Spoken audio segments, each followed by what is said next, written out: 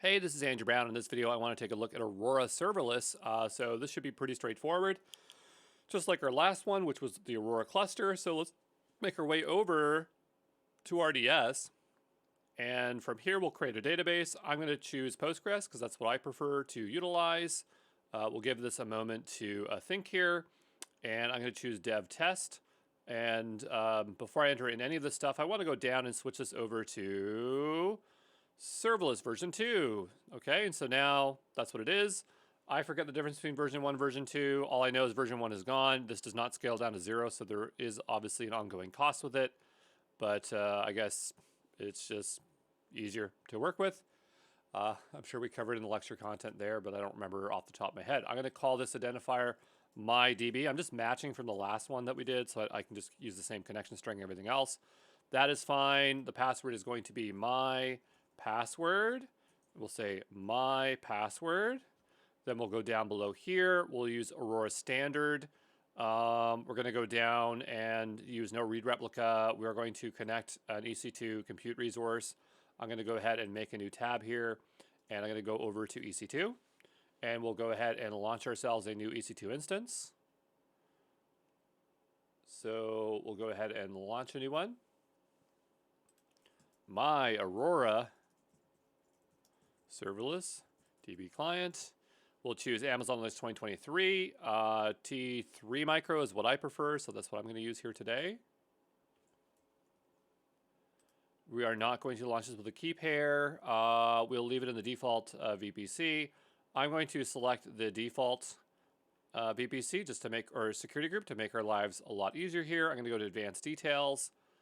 We're going to go down to the instance profile. Actually, you know what? Just in case it wants to, I'm going to create a new security group. I'm just going to do that in this case.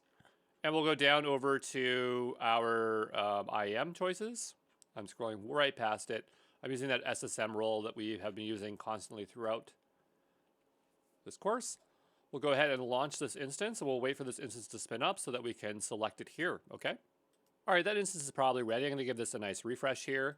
And so we'll go ahead and choose that one there. And all we know is that it just adds the rule for us, which makes our life a little bit easier. We'll have this have automatic setup. If we go choose existing, yeah, we'll just do automatic setup here. And we'll let it use the existing security group for, we'll say default, which is fine. This is fine. The port is fine. I don't want IAM database authentication. That is totally fine. We're going to go ahead and turn off performance insights. I don't need that today here. And I'm just going to configure the database name. This one is going to be called my database. Okay. I'm going to turn the retention to 1. I don't really need snapshots. And this looks good. We'll go ahead and create the database. Okay. And we'll just give this a moment to get ready. All right.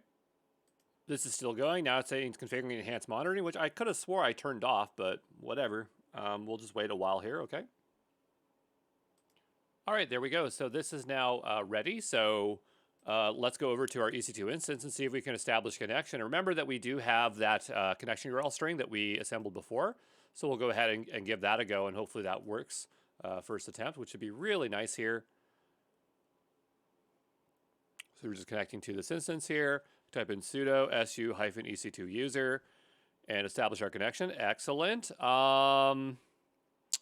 So we need to install Postgres. I remember we have these instructions here in our GitHub here.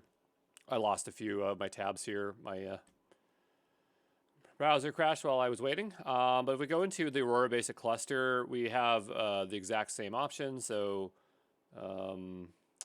we'll just take this one to install this version of Postgres.